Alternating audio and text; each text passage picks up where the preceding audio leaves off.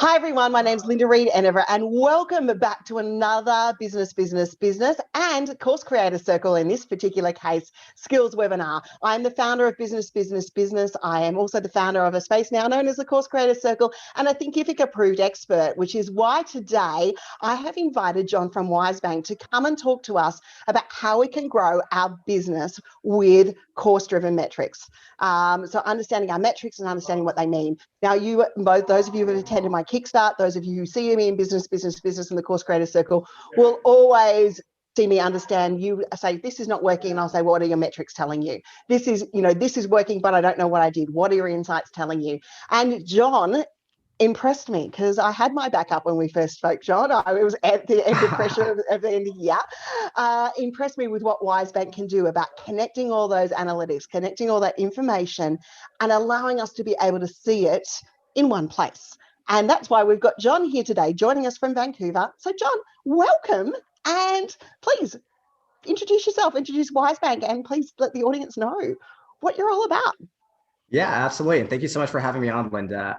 So for those of you that might have missed my initial introduction, my name's John Najafi. I'm the founder and CEO of a company here in Vancouver called WizeBank Analytics. So we are fundamentally a completely free analytics solution for the most ambitious course creators. So our software essentially has one-click integrations to all of a course creator's favorite tools so that you can see everything you need to know about your e-learning business in one place.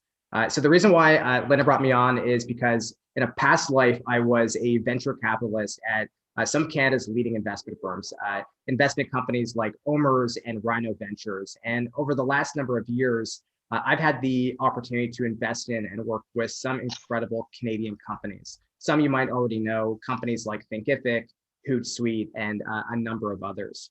So my entire professional career has really been around working with entrepreneurs, helping them build great businesses. And I look at WizeBank no differently. We want to help course creators that are on their e-learning journey to build great businesses, and we can help them uncover the insights that they need to unlock their full potential. So that's really what my background is. And I think today's going to be exciting for those that they want to understand how they can start to use data-driven decision-making into their business, help better manage and grow their companies, and how we can get started with free tools and templates that I'll share with you later today. Beautiful. So, okay, John, let's go back to the start because we are talking, lots of my course creators and lots of people attending this webinar. Let's just pretend for a minute because I always teach about going back to the basics. What is a course metric? Oh, man. What is a course metric? I think that's a great question. I guess a course metric is a data point around a specific part of your business that can help inform how you're performing at a certain point in time.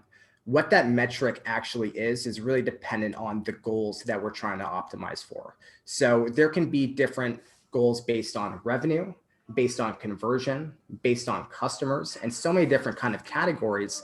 And I think the beauty of metrics is that it actually helps us guide our decision-making. What do we want to do to improve to help better grow our business? So I think one of the things that we can talk about later today is how do we demystify course metrics, because I think it's so easy to get in the weeds with data.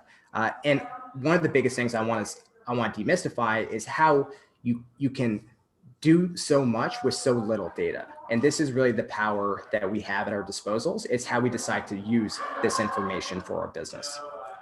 Perfect. Fantastic. So John, I believe you've got a presentation for us today to take us through some of these key elements and things that we need to know. So guys, welcome. If you've got questions, please feel free to use the Q&A, use the chat box. We will definitely take a Q&A component at the end of the webinar. And we are designed to help you understand and empower your metrics today. So I'm just going to give John a few seconds to get his webinar up and his presentation up and running on screen, and then we'll delve in. Linda, do you see my screen? I can see your screen. Yep. Amazing. Perfect. We're ready to go. So why don't we jump straight into it? I think it's really important to start with the takeaways that you're going to get from this. And the way that I look at this is that coming out of this webinar, I want you all to have a really clear understanding of why data-driven decision-making is important, how you can implement this in your business, and the metrics that you should be tracking to better guide you on your path to success. It's something that I work with a lot of leading course creators on, because fundamentally it's about taking advantage of the data that you already have access to make better, more profitable business decisions. And that's really what it's about. And if you guys have any questions at any point in time, feel free to jump in. I'm more than happy to answer any questions. Great. So for a loose agenda, we already went through a little bit of an introduction on myself, but it's really about how do we get started with data analytics, talking about the different types of metrics and how we should be thinking about them. We'll talk about 10 key metrics that we should be tracking. And then we'll talk about different analytics tools and templates out there that you can take advantage of today. So what is data-driven decision-making and why is this so important? I want you guys to all think about the business decisions that you make on a monthly, a weekly, even daily basis. There are so many questions that we ask ourselves. So what kind of content should I create to build my email list? Which lead magnets should I invest to increase the amount of customers that I get? How should I price my programs? When should I run promotions and for how long?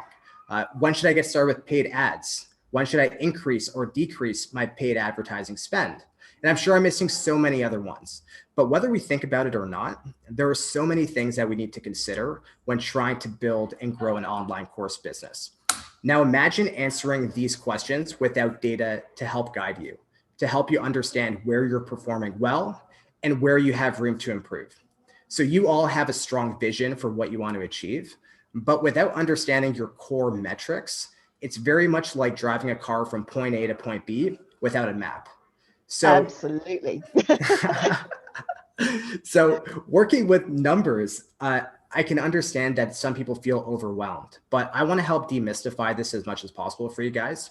So coming out of this, I want you to clearly understand why this is important and how we can actually use data to our advantage. So how do we actually implement this? So I've worked with hundreds of entrepreneurs, and in today's world, the problem is actually isn't too little data. It's actually having too much and not knowing what to do with it. So the key to data-driven decision-making is knowing what data to focus on and coming up with the right conclusions and decisions based on our goals. So here's how we can get started. There's 4 simple steps. I call it IRAD. We start with the first one, which is identifying your goals, retrieving your data, analyzing it, and then discovering insights. So starting with step 1, and this is really the most important part of this piece here. It's the main purpose of data-driven decision-making is to lead you to the right conclusions and to help you make better decisions. So you need to take a step back and think about your objectives.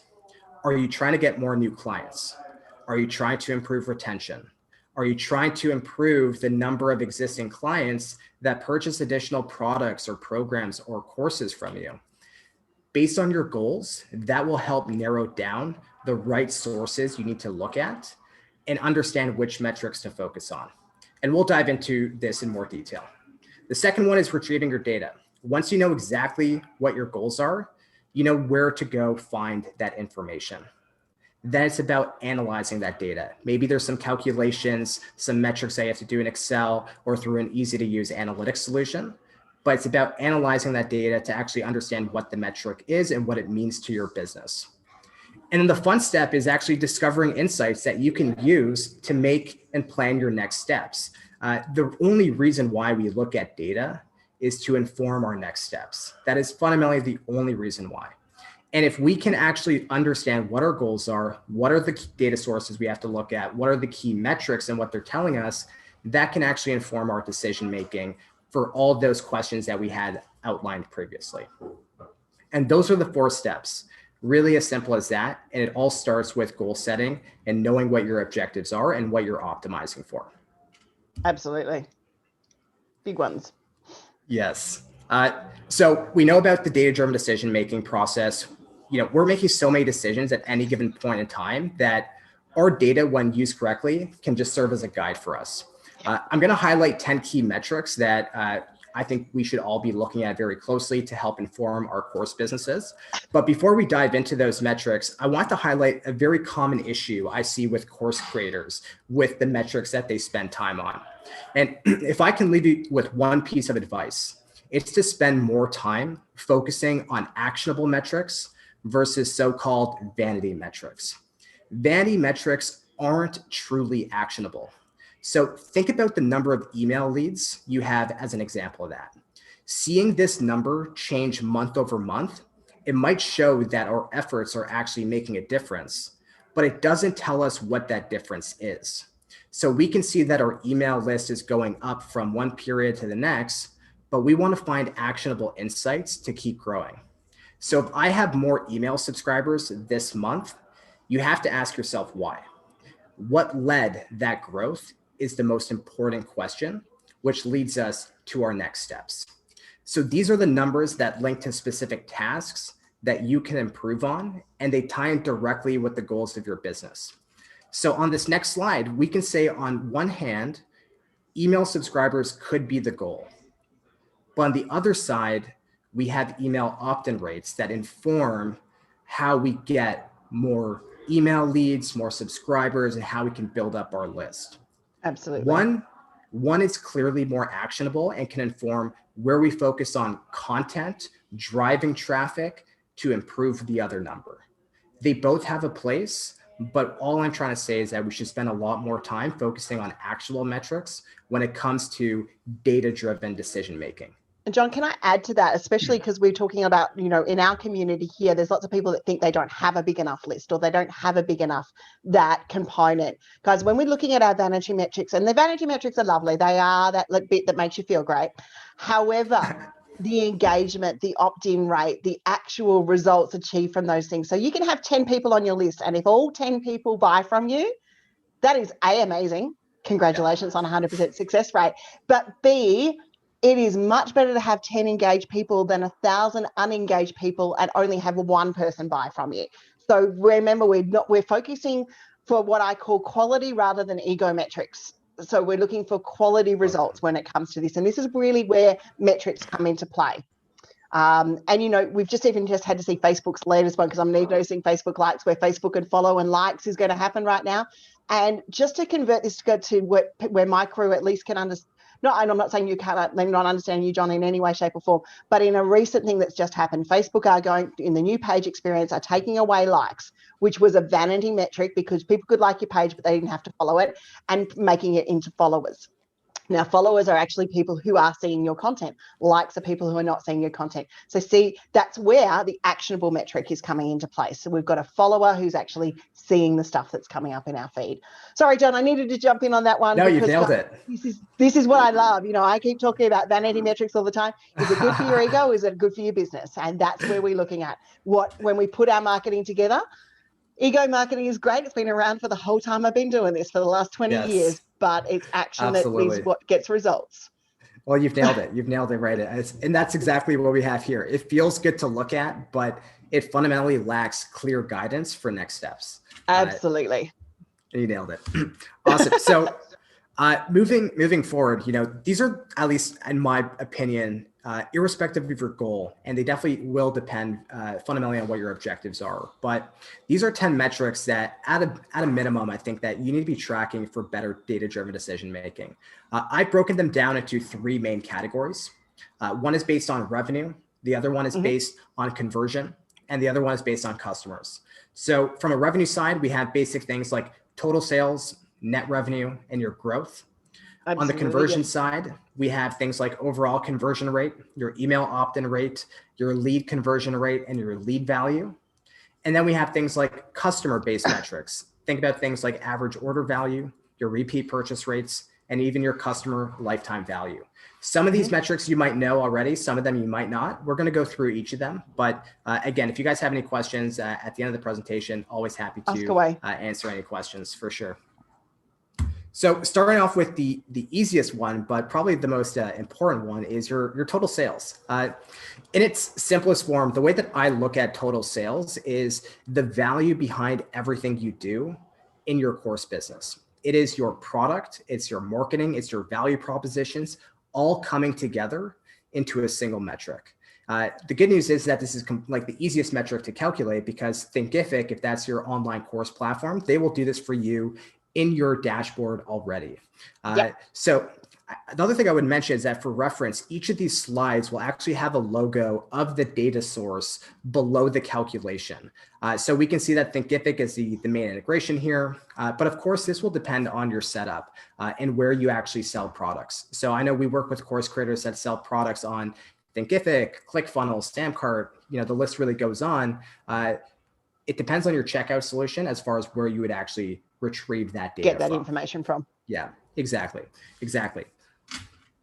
There might be some course creators, guys, that bearing in mind, that will have multiple channels, Exactly. and I have it in-house here. So we have Thinkific, we have one-to-one coaching, we have Eventbrite events, and then we have our product sales, which runs through our website. Now, doesn't to make it wrong, but what it means is when you want to look at your metrics, whether you can either look at one component and one site, or you can look overall. Exactly. And that's where if you do have different channels that you sell, then there is some, things that you have to do from calculating, because you'd have to have all your data across all those channels. You'd add them up over a specific period to see how in aggregate that number is trending. Yeah. But as Linda said, obviously you can even go and dive deeper into a specific channel to see how that's performing within that specific tool. But moving along, we had the total sales, but I think a really important metric that is often overlooked is this term called net revenue. The best way to think about this is the money in your pocket after taking into account all the expenses associated with an order.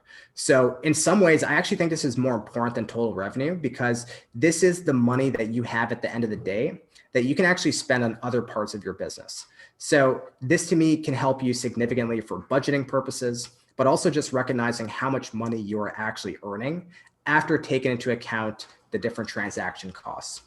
Now, what are those transaction costs? As we can see in the calculation section here, this could be things like discounts and coupons. It could be refunds in a specific period. It could be the payment processing fees with Stripe and PayPal. These are the transaction costs that actually make your net revenue number smaller than your total revenue. And this is a really important distinction, because this is what we can now spend on marketing and all kinds of other elements of our business. So the data sources here, your checkout solutions predominantly, and then your payment process with Stripe and PayPal, because they're going to be taking processing fees off each single transaction. And they do. But, it's a good thing. Yes. Fees are a good thing. Please don't paralyze yourself with fees, guys. Fees are good. Fees mean that you're actually getting a result. Exactly.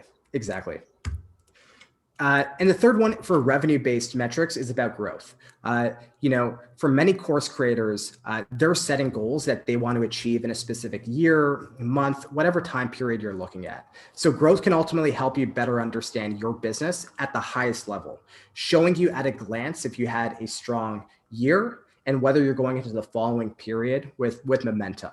So very simple to calculate. You would subtract last year's earnings from this year's, using whichever revenue metric you want to calculate. And then you would divide that by last year's figure.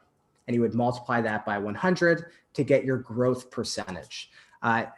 And this is, one of the things that I say is that in the bottom right-hand side, we have the metrics, a benchmark section here. And this is actually a screenshot within our own analytics application.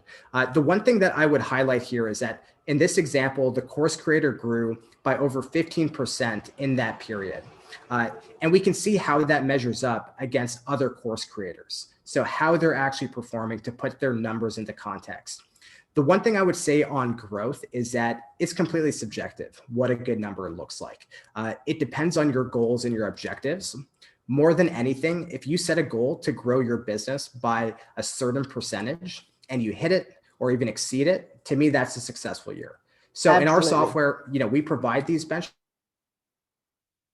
that it's subjective to your goals and what you're looking to achieve. So moving on to the conversion-based metrics. This one is, for many course creators, this is a critical metric, overall conversion rate, and for good reason. So this measures the percentage of your website visitors that actually convert into customers. And this is important because you can get all the traffic in the world to your website, but if those visitors aren't converting and making purchases, it won't do much for your business. So continuously optimizing your website to drive the conversions that matter to you it's going to be increasingly competitive space. So how do you calculate it? Very, very simple. You would take the number of orders that you have in a specific period, and you would divide that by the total number of unique visitors, and you would multiply that by 100. That would give you your conversion rate. On the right-hand side, we can see the benchmarks here. Based on the course creators that we work with, we see that on average, it's really hovering around 1% to 2.5%. Yep. In this example, this person is at 0.75%. So we see that this is a metric that this individual has room for improvement. This might actually guide our next steps to say, where should we be spending our time, energy, and resources? Instead of driving top of funnel traffic to our websites, maybe we should be thinking about how we can actually optimize and better convert our visitors into customers. And this is one of the powers of data-driven decision-making here. The second conversion-based metric I'm sure you guys are all familiar with is email opt-in rates. Almost goes without saying, but it's the percentage of visitors that give us their email address. This is important because we're always testing, we're always finding ways to build our email lists. It's a distribution channel that we own, and we can better engage those leads to eventually become loyal fans. So tracking high-level email opt-in rates is important, but I would also say it's even more important on a page-by-page basis to understand which pages are actually converting the best. So we can see easily the calculation very similar to overall conversion rate. Instead of the number of orders, it's the number of new email leads that are generated in that period. Where you can find this information is Google Analytics, again, for the traffic, but then it would be your email marketing platform. That could be MailChimp, it could be ActiveCampaign, ConvertKit, whichever solution you're using. The other thing I would mention is that if you are using a landing page builder, so we've seen some users of ours using lead pages or ClickFunnels, they actually give you this insight and this data for you out of the box, which means that you don't even have to calculate this. So very, very simple, very streamlined. And again, for the benchmarks, what we see on the bottom right here, based on the people that we are working with, is that on average, we're seeing 5 to 10% email opt-in rates. So this helps inform how we're doing across the board, but we also want to make sure that we're tracking all these metrics for specific pages so we know where we should be spending our time and energy. And that's a really key point, guys. It's about looking at that rate and actually tracking it overall when it comes into those sorts of things. So, and lots of platforms, like even MailChimp, will give you your opt-in rates based on visits and all that sort of stuff. So, just use it. But it's very handy for all of us.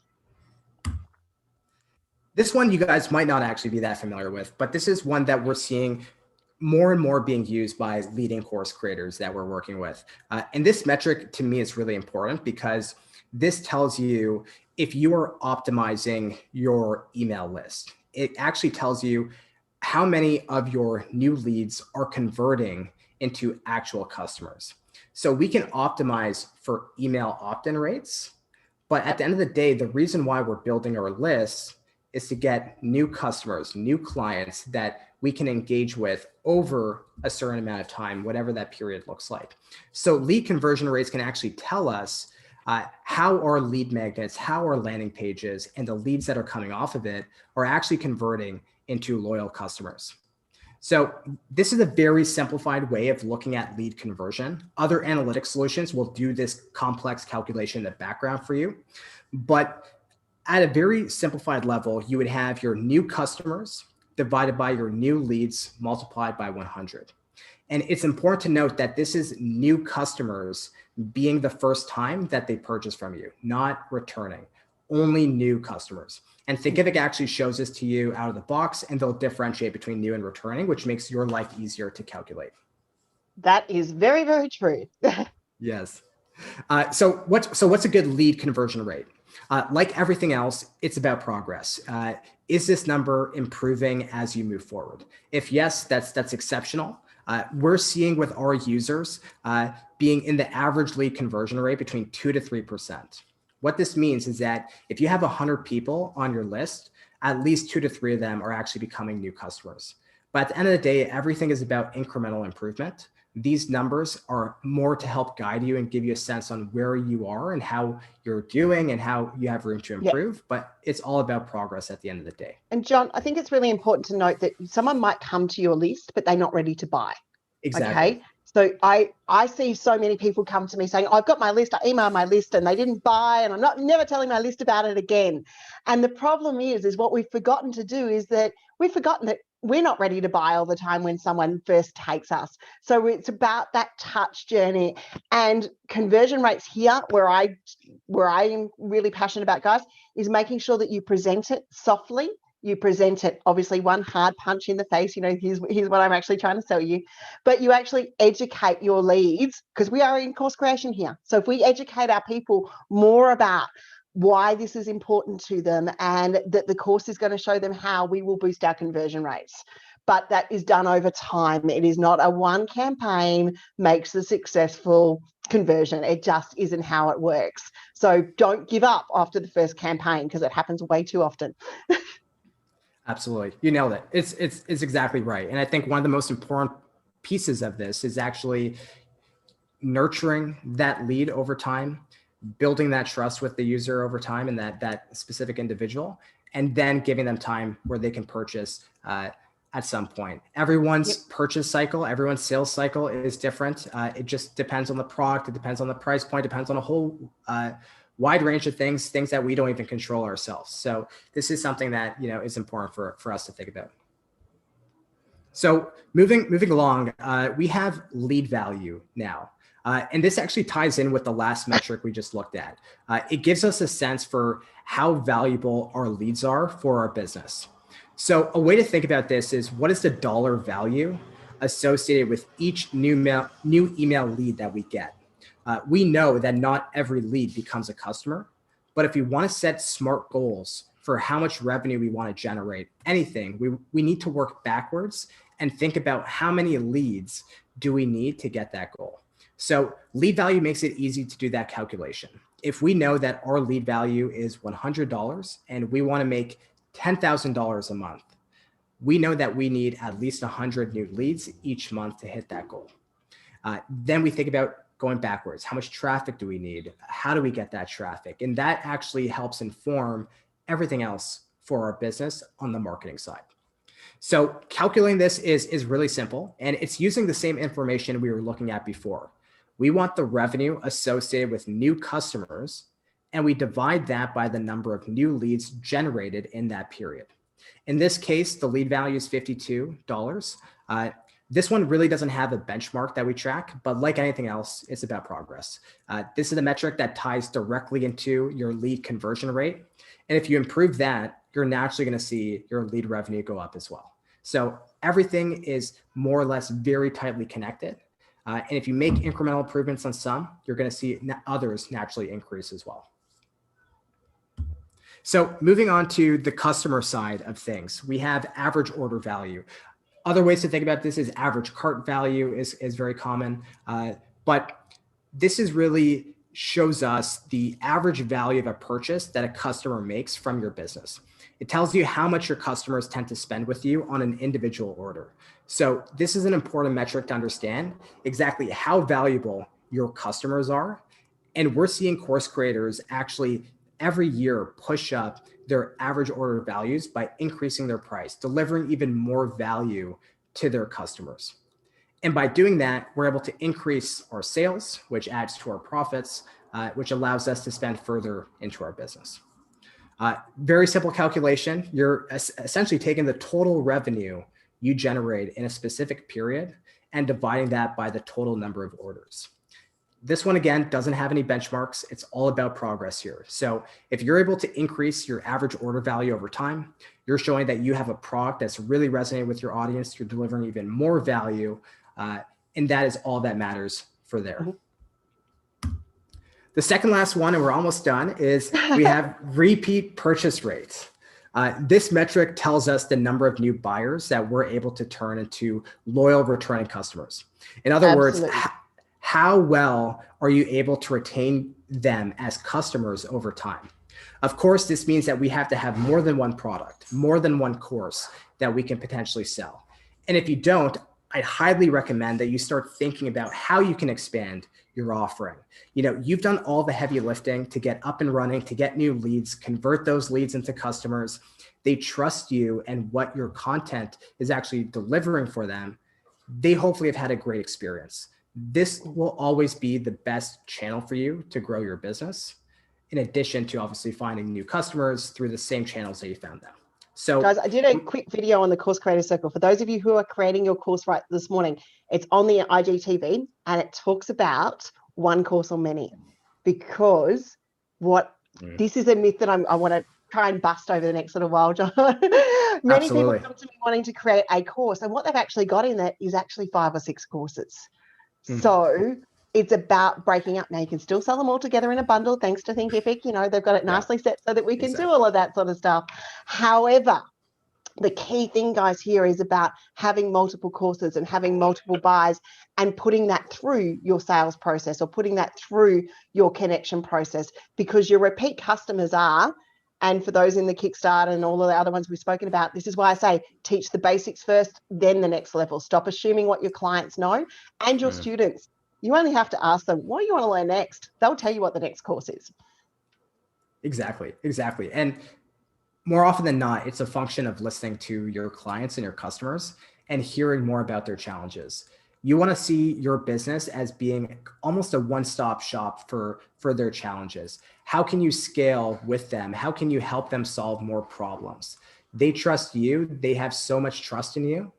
How can we help them and deliver even more value on top? That's really what it's about here. So calculating is very simple. You can calculate this in a few different ways, but this is a very simplified way. Is you're looking at customers with more than one purchase, and you're dividing that by the total number of customers that you have. This gives you the percentage of those customers with more than one purchase. And like anything else, it's again progress. We've seen typical course creators that hover around 5 to 15% for repeat purchase rates for returning customers. We think that's really healthy. Of course, if you're just starting out with expanding your portfolio of products, portfolio of programs and courses, then this number is going to be significantly lower, but it's something that you want to keep thinking about how you can improve it over time. And that becomes a reflection of all your other products and content out there. And the last one on the customer side is customer lifetime value. This is really critical, and it ties in these last 2 metrics into one. This metric, it's really critical when it comes to understanding your longer term performance. It's not just concerned with the revenue from a single transaction. It takes into account all the revenue that a customer is likely to generate over time, all the time working with you. So this can help you better plan for the future, and it'll impact the way that you even evaluate your marketing expenses if you're doing any paid advertising. It's a huge piece of it. So to do this, you would multiply your average order value by the repeat purchase rate. This will give you a sense on what this value is. Naturally, if your repeat purchase rate is a positive number, this lifetime value will be greater than your average order value because it's a function of both. So like everything else, it's a game of progress. And if you improve your pricing, you improve your ability to convert one-time customers into loyal fans, this number will naturally improve as well.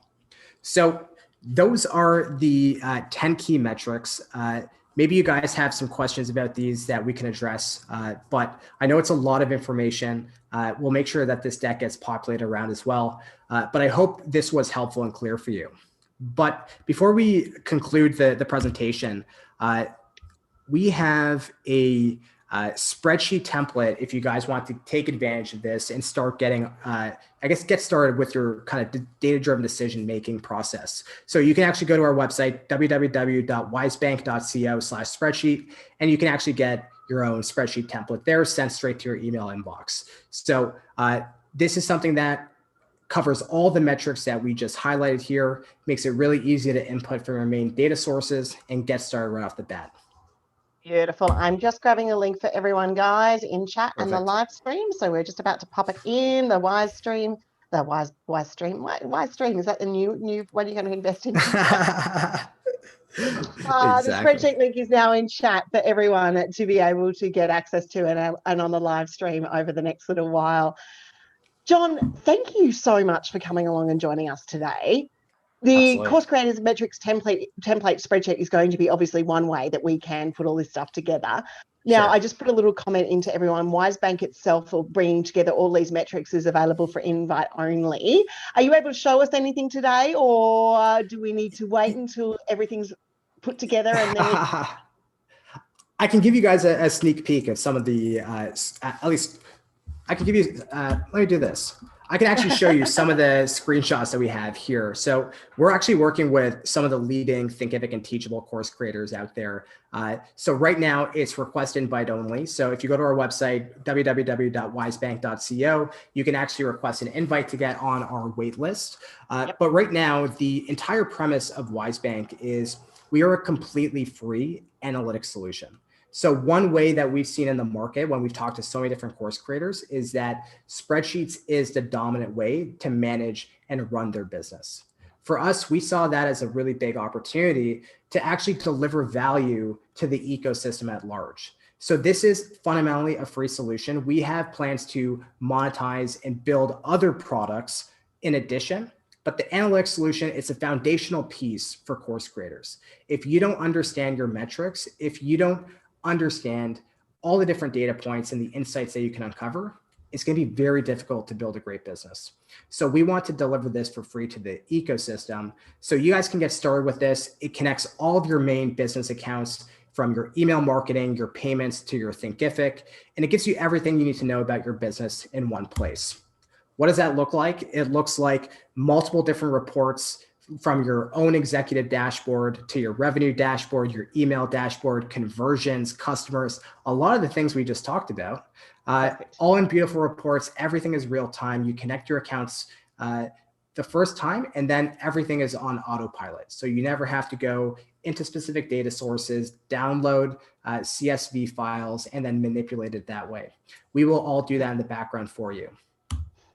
On top of that, we have different purchase funnels that we can actually create for you, from your total traffic all the way to your new email leads, all the way down to your new orders, to see all those conversion rates that we just went through. So your email opt-in rates, your lead conversion rates, what are your lead values? We're going to be able to do this all for you out of the box.